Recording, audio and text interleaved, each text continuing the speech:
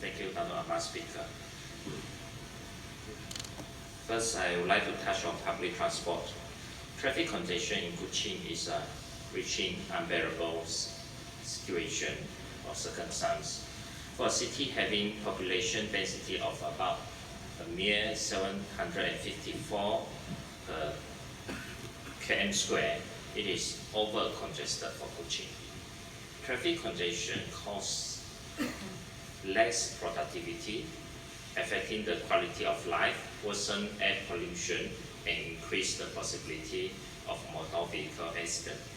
I suggested short-term, mid-term, and long-term solutions in this August House before to improve city mobility. At the time, the congestion is not as bad. At that time, the congestion is not as bad as now. Today, the traffic congestion is worse than what I predicted a few years ago. Therefore, I urge government to act now and no more delay. Due to the limited time, I shall repeat two of my proposals. Number one, police has to be more diligent in controlling the traffic, especially during peak hours. Whenever there are VIPs visiting Kuching, many of the usual congested spots were not congested due to the police are on the ground. Police should treat all Kuching residents as VIPs. We are your people, we are the taxpayers. Secondly, to provide alternative transportation mode. The current transportation policy of the government has made us to be too dependent on private cars. The government has to provide alternative transportation mode to the people.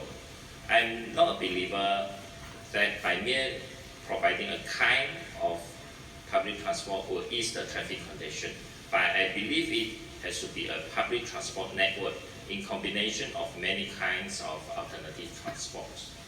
In tackling the current problem, I do not agree with LRT to be constructed for the time being, but I will propose three other modes. We should plan for LRT now, but not putting LRT as a starter in improving the congestion, as we have other more cost-efficient modes to be done first. Firstly, comfortable and safe pedestrian walkway. According to research, people will choose to walk for a distance about 400 meters maximum, provided that the city is safe to walk and it is not too hot or too warm to walk. I mean the atmosphere or the weather. Therefore, shaded pedestrian walkway together with more trees along the walkway will help. Secondly, bicycle renting. It is very common in many foreign cities providing bicycle renting. We can do it through Sarawak Pay if it is implemented. Bicycle can be a good choice as alternative transport mode for moving distance within 8 kilometers. Thirdly, bus rapid transit, BRT. BRT is the way forward.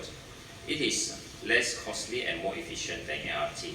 It is quite similar to LRT, but instead of using train, BRT is commuting passengers by buses. BRT system are having stations giving information to passengers as to when the buses will be arriving, and also providing the system monitoring the buses by way of satellite system. In order to encourage people to take bus, public bus must be frequent, punctual, widely covered, safe and clean. Traditional way of public bus system is no longer efficient and attractive enough. That is why I do not agree with federal government's initiative of SBST program. SBST program is mainly on subsidizing the buses company to make sure that they are willing to operate the routes which are less profitable. A good public bus planning is not so much so about the public bus company, but about the commuter. We have to make plans attractive to commuter and not to the bus company. I've studied the proposed rules of SBST, the information that I gather from the answer given by the minister to Day One's question. After the study, I don't think there is much changes in the terms of efficiency by way of implementation of SBSD. Many routes are operating until 6 p.m. only, and the buses are not frequent enough. The federal is allocating 45 million ringgit per year for SBSD project. I predict that SBSD will not be a successful one. Instead of splashing money on a failing project, why not we make use of the available fund to develop BRT?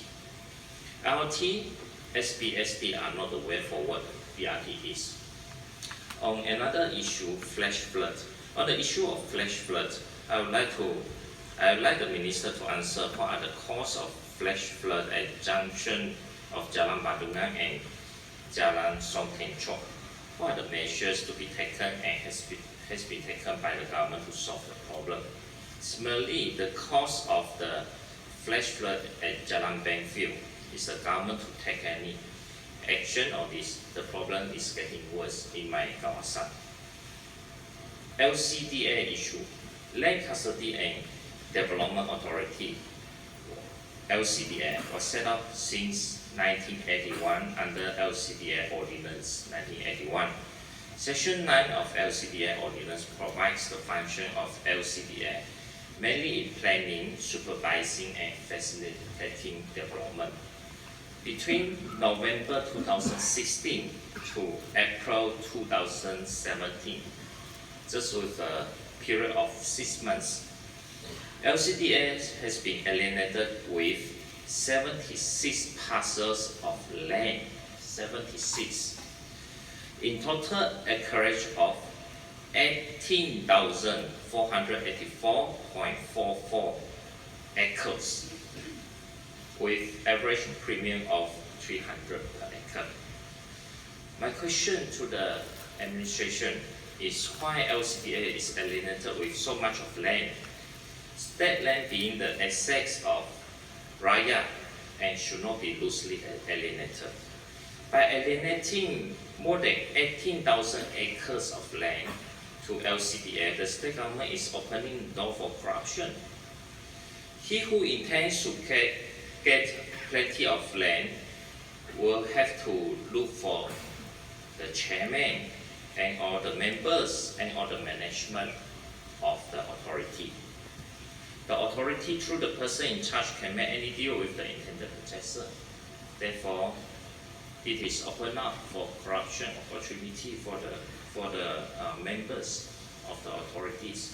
So answer have to be given to this August House why within such a short period, just 6 months, 18,000 acres has been alienated to LCDA. LCDA is supposed to be a facilitator to the development. What is the purpose of a statutory body just on a single statutory body owning such a huge acreage of land? I move on to another issue on Tanjung Manis Halal Hub. Tanjung Manis Halal Hub is another quite elegant project by Barisan Nasional. Launched in year 2009, 77,000 hectares of land has been set aside for this project. However, until today, the place is remain undeveloped and left abandoned. No basic amenities such as water supply, or bank, schools, telecommunication facilities, etc. has been constructed. About 1 billion has been allocated to construct the infrastructure for water supply. I've learned that until today, there is still no water supply in Tanjung Manis Halal Hub, where the money has gone to 1 billion. On land alienation, yesterday, yesterday we have there is a protest of the aggrieved NCR land owners at Oko complex. And they are aggrieved because the land has been taken by the state government to the benefit of private companies. They lost their land. They have filed action and the court has decided to give them the compensation, but not the land. But in contrast to the land alienation policy tool between the NCR rights owner and private companies, I have made an observation. There is a company by the name of ADUN Sina Central Berhad, DANUN Sina Central Berhad. This company has been alienated a parcel of land, just one parcel. The said land is Lot 1, Block 0, Silat Land District. The total acreage of the land is 6,276.35 acres. And the land was alienated to the company at an average premium of 168 ringgit per acre only. One of the directors of this company, Tan Sri Dato' Lim Cheong Ho, super rich tycoon in Sarawak. The other directors were appointed only recently after the alienation of the land in July 2017. All of them are non-Sarawakian. This is how state government distribute the wealth in the state, making rich richer and the poor poorer. The protest gives us the indication that Dayaks are rolling. The true Bumiputras of Sarawak are not happy with the state government. They are marginalized by their own Bumiputra leaders. They are made as squatters of their own land. I am Chinese. My constituency is Padungan, the most Chinese populated constituency in Malaysia. 90% of Chinese voters. However, I know well. My voters does not elect me to speak only for Chinese. I know well I'm standing here today to fight for all Sarawakians regardless of race, religion and social standing. We are here to fight for fairness and righteousness. But what have you done? Those from the opposite bench. Thousands of Dayaks lost their NCR land. They are merely asking for few acres of land for family cultivation, for house, for dwelling house, for extracting forest products for daily life. They are not asking much from the government.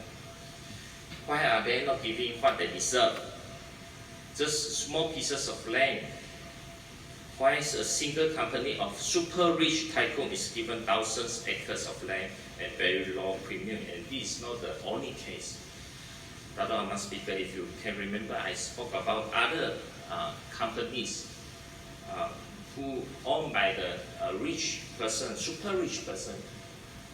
They are alienated thousands acres of land, but not the NCR landowners. Can you imagine? This is 168 ringgit per acre for this company, ADUN Sina Central Berhad. The government's own explanation to the rakyat, especially the NCR rights owner. Another issue I would like to move on is regarding the position or the power of State Secretary. The state government should reassess the power of our State Secretary, which is too powerful. Too many positions. Our State Secretary has held too many positions in statutory body. Sorry, yeah, thank you, Madam Speaker. And GLC, too many positions in statutory body and GLC. State Secretary should function as administrator and also person implementing the policies of the policymaker who are the elected members of the cabinet. And State Secretary should not be the policymaker, should not be overpowered. And I have made an observation regarding the position of State Secretary as a director in both Petronas and also at the same time the director of Petros. I believe this is a conflict of interest. Petronas and Petros are two different entities, and always they have to flex their muscle against each other. And State Secretary in this case are wearing two hats, and it is a conflict of interest. So I believe the minister, like Minister of International Trade and E-commerce, the other day I have proved him who has confused as to the person of making policy and the person carry out or implementing the policy. Civil servant such as State Secretary should not be given power to make policy and should not be given power who has more power than ministers. In democracy system, minister as elected members to this house has to accountable to this to the rakyat or to the voters. But State Secretary has no such obligation in accountable to the rakyat because he is not an elected one. And further, remuneration as to the directorship that he is holding is, if we add up together all the directorship and the remuneration that he received is a big chunk, is in a very huge amount. And why do we want to concentrate the power in a person? Why we are not decentralizing the power to many people? Because by concentrating the power to one person, it is open for abuse of power. And one must not be too powerful. Instead, I urge the state government have to reassess the power given or position given to the State Secretary. With that, I conclude. Thank you, Madam Speaker.